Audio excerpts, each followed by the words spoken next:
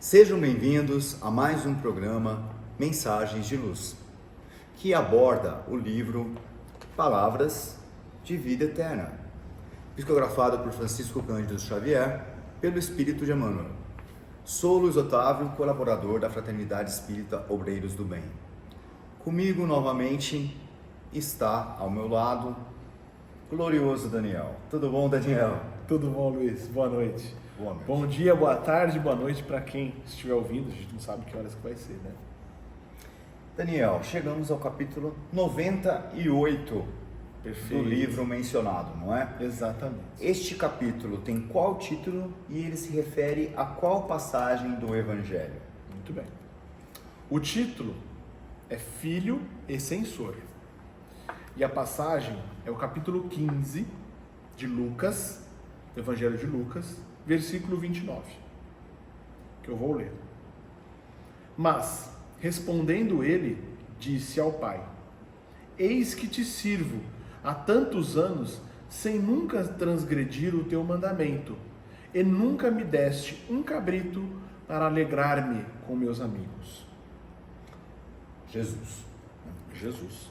Bom, Daniel, se vê que é uma frase que foi tirada de um certo contexto de uma parábola muito famosa de Jesus, não é isso? Exatamente, a parábola do filho pródigo. Que nós começamos a analisar no capítulo anterior. No capítulo anterior, 97. Isso. Então você poderia fazer essa contextualização, onde, como e por que esta frase foi dita por Jesus? No capítulo 15 de Lucas, está contido a parábola do filho pródigo. Mas Lucas conta uma passagem da história de Jesus, quando ele se encontrava reunido com várias pessoas. Dentre as pessoas mais próximas que estavam com ele, existiam publicanos, pessoas mundanas, né? E também os fariseus estavam próximos. Realmente uma diversidade. Uma assembleia bem diversa de pessoas ali junto a Jesus. De todos os níveis. De todos os níveis, de todos os tipos. E nesta ocasião, os fariseus comentavam, murmurando a respeito da conduta de Jesus, que ele se misturava com as pessoas mundanas, com os publicanos, e o que ele estava fazendo, se relacionando com essas pessoas, né? E aí então Jesus, ouvindo isso e percebendo, ele trouxe três passagens, três parábolas que ele falou, né? A mais complexa, que traz um mais simples, realmente é a parábola do filho pródigo, mas há duas anteriores, que ele fala: qual pastor que não perdendo uma de suas ovelhas do rebanho, não deixará o rebanho contido, e irá ao campo atrás dessa ovelha perdida, e ao encontrá-la, colocará ela no ombro e a levará de volta, e chegando ao celeiro, e chegando em casa, anunciará com alegria que encontrou a ovelha perdida. Depois ele dá outra parábola da senhora que tinha várias moedas e perde uma. Então guarda as outras e vai atrás dessa uma. Procura e encontra. E se reunindo com as amigas em um encontro, ela então diz feliz: encontrei uma moeda que eu havia perdido. E aí então ele entra na parábola do filho pródigo, que traz uma história mais completa, uma simbologia mais complexa e que vale a pena a gente estudar. Mas aqui a gente está falando do filho mais velho. Do filho mais velho. Nós concluímos no capítulo anterior que este pai bondoso, amoroso, acolhedor, na verdade, se refere a Deus. Perfeito. Não é? Sim. Assim me parece também. Sim. E nós falamos um pouco do próprio filho pródigo, que muitas vezes é uma conduta que a humanidade toma. Não é? Mas a humanidade é complexa, diversa. Exatamente. Cada pessoa é individual, obviamente. Exatamente. Então, existem diversas condutas que as pessoas podem tomar, não é? E essa passagem não fala apenas das condutas tomadas pelo filho pródigo, não é? Sim. Ela também se refere ao filho mais velho. Aquele que estava lá. Então vamos falar um pouco mais deste filho mais velho? Este é o objeto, na verdade, do capítulo de hoje. Isso. Filho 98. e censor. É ele que diz, mas respondendo ele disse ao pai.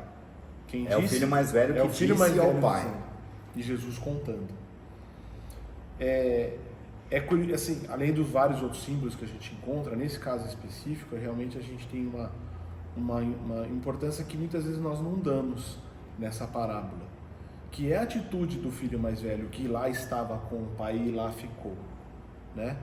Ao ver o retorno do irmão, ele não se alegra, ele se revolta, e ele não se junta por vontade à festa, à celebração que o pai fez. Então o pai vai até ele e o convida a entrar. Nós temos então de início, de cara, 3 sentimentos, não é? Que o filho mais velho demonstra. Externa, né? Demonstra. Não contentamento, revolta e negação. São sentimentos muito negativos. Exato. E o pai o convida a falar, mas você esteve sempre ao meu lado. E ele diz, realmente, eu sempre estive ao seu lado, respeitando e seguindo as regras aqui da casa. E a gente muitas vezes, esse aqui é uma lição muito importante. Quantas vezes nós realmente agimos dessa forma, né? Nós estamos agindo de forma correta, nós podemos tomar este exemplo trabalhando, como a própria casa espírita, não é, sim, Daniel? trabalhando, agindo, auxiliando. Na casa do pai. E na casa, junto às outras pessoas, junto com os trabalhadores, né? Fazendo, como você disse aqui nos nossos bastidores, fazendo as coisas por fora. Fazendo as coisas por fora. Exteriormente, realmente, você não pode observar qualquer equívoco. Mas o que nós estamos carregando dentro de nós ao fazermos isso?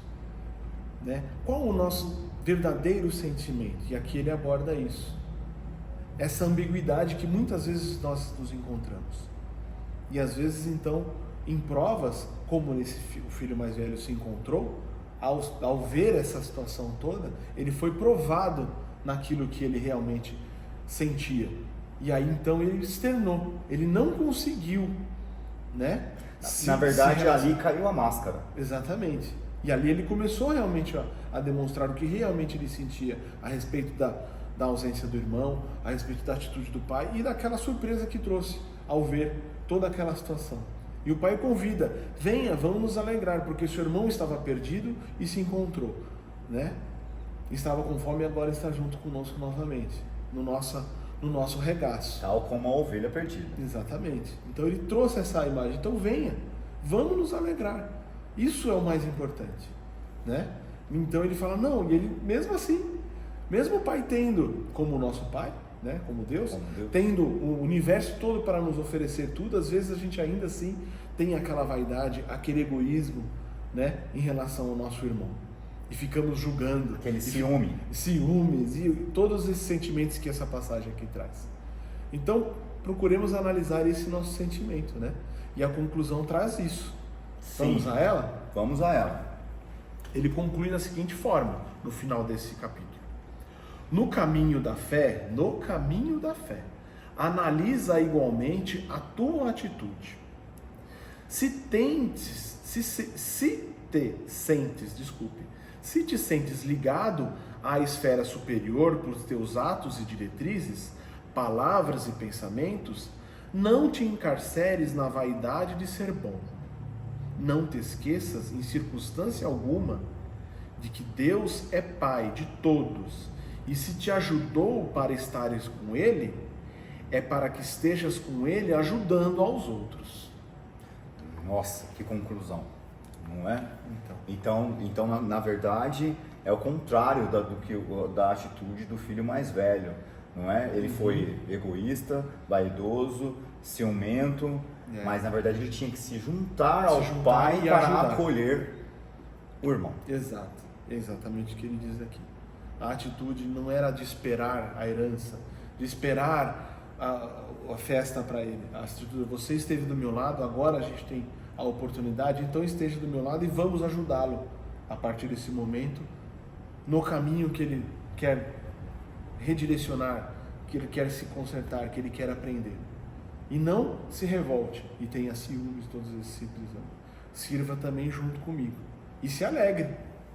Não é? É isso aí. Então, que nossa conduta seja pautada, sim, pelos desígnios de Deus, mas que possamos, com Ele, Nos alegrarmos. nos alegrar e abraçar a todos os nossos irmãos. Se Deus quiser. Não é fácil, mas a gente tem que pensar assim mesmo. Daniel, muito obrigado por ter comparecido a mais este programa. Espero contar contigo em muitos outros. Muito obrigado você. Obrigado aí, pessoal, pela atenção. Até a próxima semana.